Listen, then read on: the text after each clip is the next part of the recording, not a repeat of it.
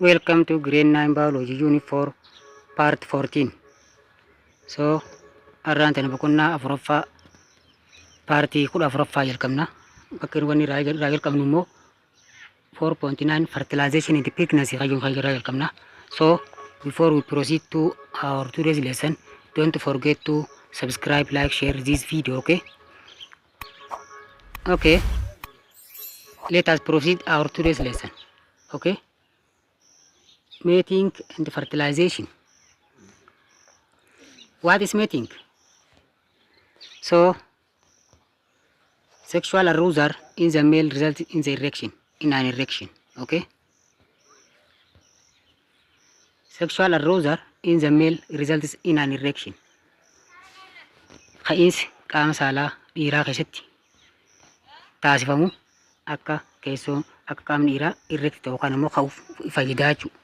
That is, the penis becomes firm and erect as a result of blood flowing into the erectile tissue. Look, penisiin dhiiraa tokko firmi ta'a, jabaata, akkasumas ni ka'a jechuudha. Sababa maaliitiif? Blood flowing into the erectile tissue. Dhiigni kun naannoo erectile tissue yookaan immoo tissue dhiifamuu dandeessu, tissue waxxaramuu dandeessu keessatti dhiigni transfer ta'uu isaati jechuudha. Sababa kanaaf hunduroon namaa tokko yookaan immoo penisiin tokko kan ka'uu ta'uu danda'u isaati jechuudha. And also arousal in female, look, arousal in female stimulates the lining of the vagina to produce mucus. Ka'insi female keessaa kan inni kakaasu naannoo keessoo vaajinatti mukasii yookaan immoo jiidha haphee dhangalaasuu jechuudha. Spermation dhangalaasuu jechuudha. So this lubricates the vagina. Mukasiin kun vagina ni mucuceessa jechuudha. And makes it easy for the erect penis to enter. Akka penisiin ka'ee jiru kun salphatti seenuu danda'u kan taasisu isaati jechuudha. In the act of copulation, look, in the act of copulation, the male inserts the penis into the female's vagina. Adeemsa akshinii copulationii jedhamu kana keessatti penisiin meeliidha, dhiiraa jechuudha, yeroo vaaginaa shamarree keessa seenu jechuudha. Kun maal jedhama? Copulationii jedhama jechuudha. So this sensory stimulate in the male which results in the ejaculation of the semen into the top of the vagina. Adeemsi sensory stimulasiidha kun dhiira keessatti sensory stimulation yookaan fedhiin kamaletti itti dhagahamtu tun kaka'iinsa fedhii keessoo meelitti argamu kun maaliif sababa ta'a? Semeeniin ejaculate, seminal fluidiin ejaculate akka inni ta'u vaaginaa keessatti yookaan gubbaa vaaginatti akka inni ejaculate ta'u kan sababa ta'uu isaati jechuudha. Okay? Okay, when we come to the other option, what is fertilization? In the case of fertilization, the sperm swims through the cervix into the uterus by triggering movement of their threads. Sperminga eegee qaba, eegee isaatiin swim godha, cervix keessa seenaa jechuudha. Morma gadaameessaa keessa ifa seenee booda immoo eessa dabra? Karaa uterus yookaan karaa gadaameessa dabra. Karaa maaliitiin? Karaa sochii eegee isaatiin jechuudha. They pass through the uterus and enter the oviduct. Uterus keessa daakanii oloo dabranii eessa dhaqan? Oviductii dhaqan jechuudha. Bakka fertilization itti gaggeeffamu oviduct keessa dhaqan jechuudha. Okay? If there is an ovum in the oviduct keessatti ovumiin jiraate yookaan killee yoo qopheetee jiraatte, one of the sperm may bump into it and stick to its surface. Spermiin tokko cabseet keessa seenaa jechuudha. The sperm then enters the cytoplasm. Spermiin ammas cytoplasm killee san keessa ni seena. And also the male nucleus and the X nucleus also fuse with each other. Okay? Nucleusin sperm fi nucleusin killeedha. Fuse wal godhan yookaan immoo waliin makamu jechuudha. This is the moment of fertilization. Adeemsi spermii fi killeen spermiin killee cabsee nucleusii killeetii fi nucleusiin killeedha itti wal qunnamanii yookaan itti wal argatan sun fertilizationii jedhama jechuudha. Okay? fertilization ijamaa jechuudha. So fakkii kana irra ilaalle fakkii hammaan tana asirratti jechuudha. Fakkii tana sirriitti ilaalame. Ispermii kamtu fertilize godhe? Ispermii kana fertilize godhe jechuudha. Dura beet akrosoomiidhaan laayisomiinzaamii irratti dhangalaasuudhaan haala kanaan killee cabsee niikulasii killeetii fi niikulasiin ispermiidhaan haala kanaan wal fudhate jechuudha. So ispermiin lammaffaa cabsuu keessa kana garuu kanaa dursee jechuudha. So ispermiin kun immoo karaa inni fiiguun beenu laal osoo uraan jirtuutu karaa biraa fiigee jechuudha. So karaa biraa fiigu jira jechuun inni irraa naannee kun immoo dhaquuf deema. Kun pirootiin kootiirra dhaquu deema. Kunillee carraa cabsuudhaan argatu. Ka carraa cabsuudhaan argatu jira kana jara sadeen kana jechuudha. Tokkoffaa kana isa kana jechuudha. Garuu inni kun waan turuu dhufeecha killee tana dura cabsee jechuudha. Okay? Haala kanaan fertilization gaggeeffamaa jechuudha. Okay.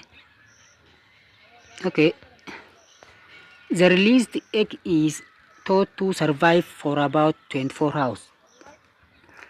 Killeen gadi dhiifamte objektii gubbaa teessu kan jiraatu dandeessu naannoo guyyaa 24tiif yookaan immoo guyyaa 3 jiraatu dandeessi killeen takka. And the sperm might able to fertilize the ovum for 2 or 3 days. Sperminis qaama dubartii keessatti dhangala'ee booda guyyaa 2 hanga 3tti umrii qabaata. Killeenis guyyaa 2 hanga 3tti umrii qabaatti jechuudha.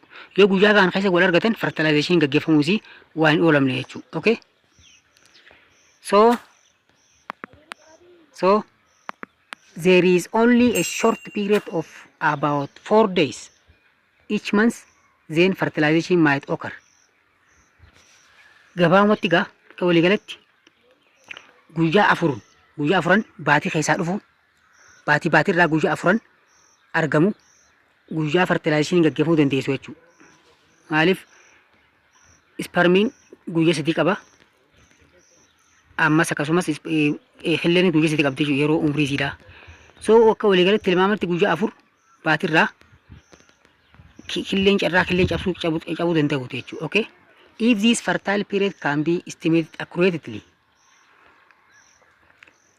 yeroon fertile period yookaan immoo yeroon carraan ulfaa baay'ee olaanaa jiru yoo sirriitti beekame, it can be used either to achieve or avoid fertilization.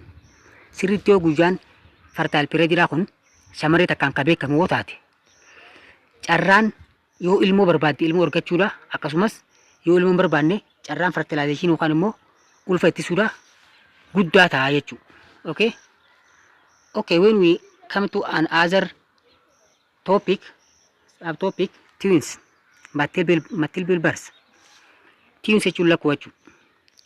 Carraa lakkuu argachuudha. Okay? How are twins formed? Akkamitti lakkuun uumamuu dandeessi? Yoo ta'u. Okay. Many mammals irra caalaan hoosiftoota give birth to more than one offspring at a time. Irra caalaan hoosiftoota yeroo takkitti daa'imman hedduu dhaluudhaan beekama jechuudha. Each member of which has come from separate egg. Tokkoon offspring yookaan immoo ilmoo tanaa killee adda irraa kan argaman ta'uu isaati jechuudha.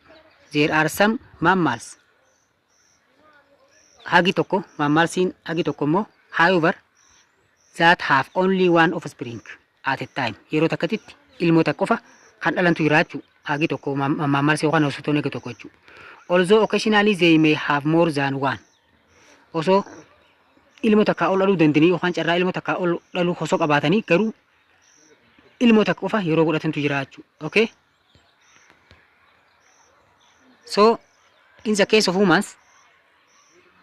humans, human twins may come from one zygote.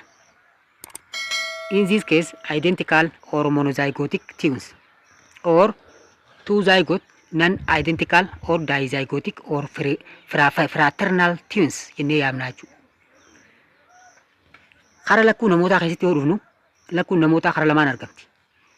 Lakkuu zygote takka irraa argamtu yookaan killee takkaa fi sperm takka irraa argamtu identical twins ta'ee nuun ta'e jechuudha. Identical twins or monozygotic twins lakkuu wal fakkaattu yookaan lakkuu akka malatti adda bahuu hin dandeenye ta'uu isaati jechuudha.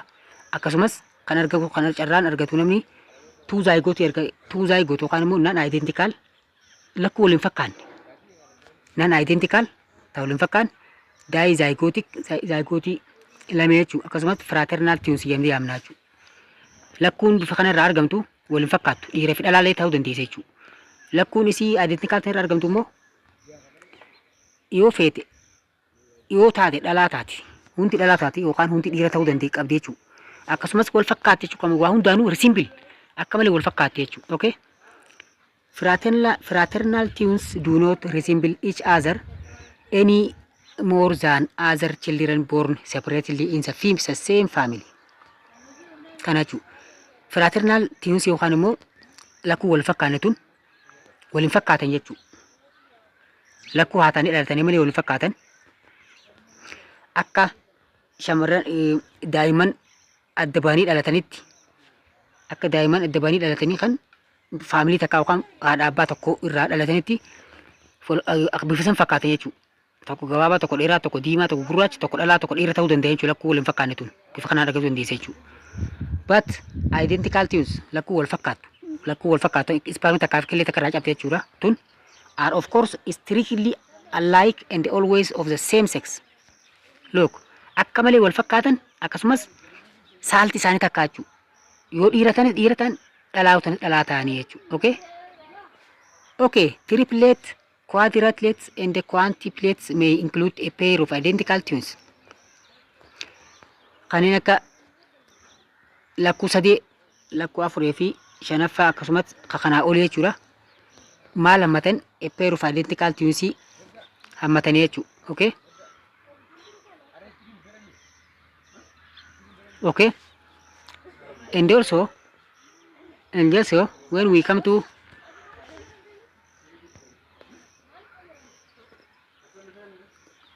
in the other hand, in such multiple births usually come from separate zygote adda bahee irraa kan argamu percentii 33 identical twins yoo ta'an have separate placenta adda bahee kan qaban jechuudha. Identical twins tun akkasumas but the other identical twins are share common placenta. Identical tun jechuudha. Placenta yookaan immoo hiddan duraa garaagaraatiin jiraattu hiddi duraa garaagaraa uumuu fi danda'a. Akkasumas immoo hidda duraa takkaan jiraatu danda'a jechuudha. Gareen lakkuu wal fakkaattuudha tun. So this is enough for our today's lesson. Until we join with the other lesson, goodbye.